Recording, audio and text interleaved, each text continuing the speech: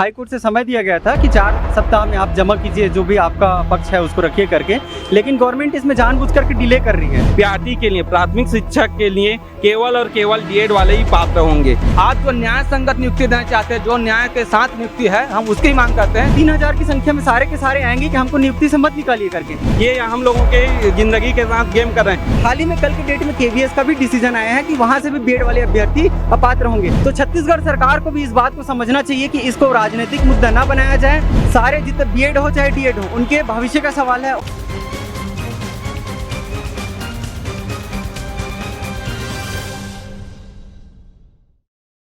नमस्कार, मैं शारदा काछी आप सबका स्वागत करती हूँ एडिटर्जी न्यूज़ में।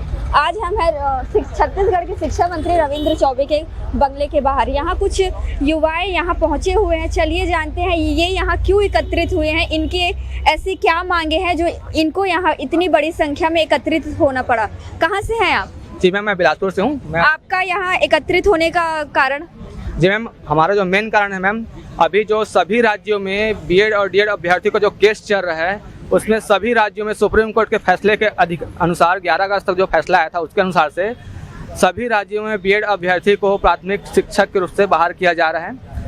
यही जो मांगे हमारे छत्तीसगढ़ में भी मान्य किया जाए कि प्राथमिक शिक्षक के रूप में केवल डीएड अभ्यर्थी जो डिप्लोमा अभ्यर्थी हैं उसको शामिल किया जाए। हमारी मांग इतनी सी है। हमने पहले विभाग को भी ये भी अवगत करा चुके थे कि जो नोटिफिकेशन डालना था उसमें जो सुप्रीम कोर्ट का फैसला जो चल रहा था योग्यता के लिए, जैसे आरक्षण का मुद्दा था उसको योग्यता के लिए, उसी मुद्दे को जैसे आरक्षण का इसमें मेंशन किए थे। एक मुद्दा सर नोट आउट डाल दीजिए, जो सुप्रीम कोर्ट में चल रहा है केस वो बीएड और डीएड के लिए उसका फैसला नहीं आया है, तो जब तक अंतिम नियुक्ति होगा वो फैसले के अनुसार होना चाहिए करके हमने विभाग को पहले ही अवगत करा चुके हैं। लेकिन विभाग ने हमारी बात को नहीं मानी थी मैम। हमारे पास सबूत भी है उसका, ऐसा नहीं है कि ऐसे नहीं बोल रहे हैं, सबूत भी है हमारे पास, लेकिन उसको मेंशन नहीं किया।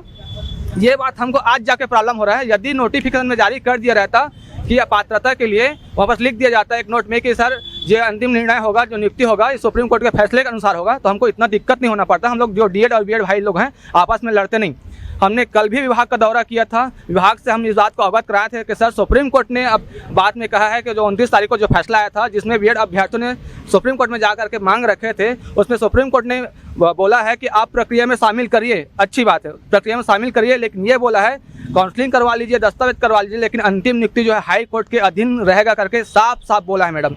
हम यही चाहते हैं कि हमें मत दीजिए नियुक्ति, किसी और को भी मत दीजिए नियुक्ति, हमें नहीं चाहिए अभी नियुक्ति।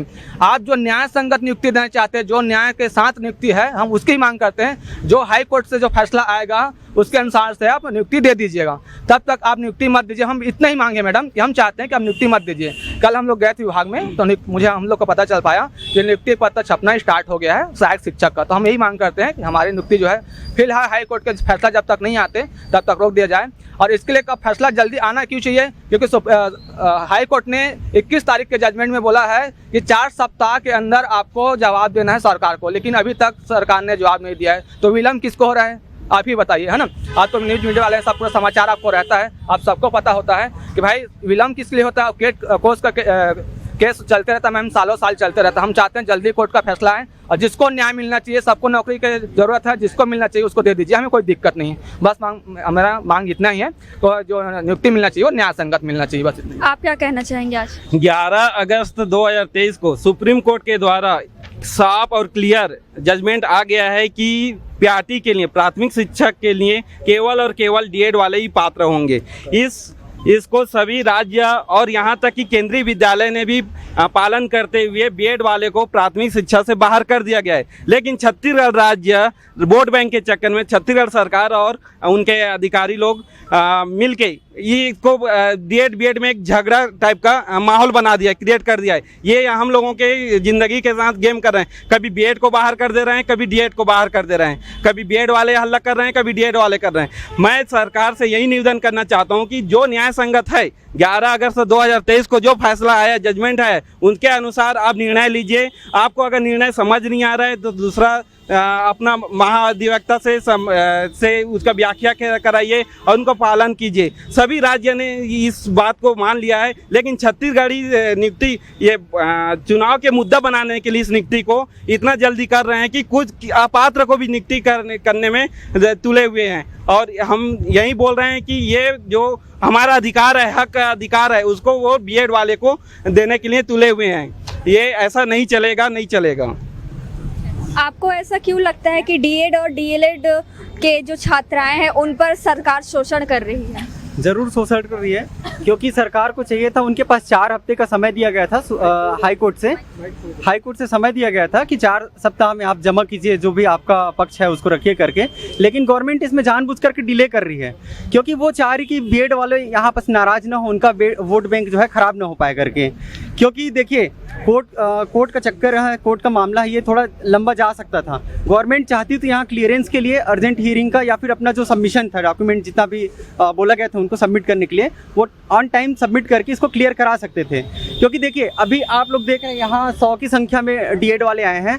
कल नियुक्ति देंगे आप बीएड वालों को, बीएड वाले 3000 की संख्या में सारे के सारे आएंगे कि हमको नियुक्ति से मत निकालिए करके। तब क्या करेगी गवर्नमेंट? किस को जवाब देगी? उनको क्या उनको सामना कर पाएगी? तो गवर्नमेंट को ये चाहिए कि पहले क्लियरेंस ले ले, क्योंकि देखिए सारे राज्य, अलग अलग राज्यों में सारी चीज़ें क्लियर है। सुप्रीम कोर्ट का जो भी डिसीजन है, जो राजस्थान हाई कोर्ट ने जो सबसे पहले डिसीजन दिया था 25 नवंबर 2021 को, तो उस बेस को उसको एकदम जस्टिफाई करते हुए एकदम क्लियर शब्दों में सुप्रीम कोर्ट ने साफ साफ कहा है कि जो प्राथमिक शिक्षा होगी, प्राथमिक शिक्षक जो होंगे प्राथमिक स्तर पर, वो सिर्फ डीएलएड का है, बीएड वाले कहीं से अपात्र नहीं है। वो जिस अधिसूचना से, एनसीटीई की जिस अधिसूचना से 2018 में एंट्री किए थे, उसको पूरी तरह से निरस्त कर दिया गया है। तो वहाँ से बीएड वालों की पात्रता हर एक तरह से कैंसिल हो गई है। चाहे आप सीटेट को ले लो, चाहे केवीएस के लिए ले लो। आप हाल ही में कल के डेट में केवीएस का भी डिसीजन आया है कि वहाँ से भी बीएड वाले अभ्यर्थी अपात्र होंगे। हिमाचल प्रदेश का एक डॉक्यूमेंट आया वहाँ से, जो हाई कोर्ट है हिमाचल प्रदेश का, वहाँ से भी आया है कि बीएड वाले बाहर होंगे करके। देखिए बिहार के केस में क्लियर मेंशन भी नहीं था ये सारी चीज़ें। जो छत्तीसगढ़ में जो प्रक्रिया चल रही है, सेम प्रक्रिया वहाँ भी थी, लेकिन वहाँ की सरकार ने ये समझा है। उनका एक वीडियो आया कल ही के डेट में, उनके द्वारा बोला गया है कि अगर हमारे पास पर्याप्त संख्या में डीएलएड वाले हैं तो क्यों कराएंगे बीएड वालों को हम लोग भर्ती के पात्र क्यों रखेंगे? उनको क्यों ब्रिज कोर्स कराना पड़े? जब सुप्रीम कोर्ट ने ऑलरेडी डिसीजन दिया है तो हम उनकी अवमानना क्यों करें? तो छत्तीसगढ़ सरकार को भी इस बात को समझना चाहिए कि इसको राजनीतिक मुद्दा ना बनाया जाए, क्योंकि सारे जितने बीएड हो चाहे डीएड हो, उनके भविष्य का सवाल है, उनके फैमिली का सवाल है। तो आप सब लोग यहाँ जितने भी हम लोग यहाँ इकट्ठा हुए हैं, हम सब अपने भविष्य के लिए, सारे जितने भी, यहाँ लड़ाई बीएड वर्सेस डीएड की नहीं है, यहाँ लड़ाई है एक राजनीतिक मुद्दा न बनाने की।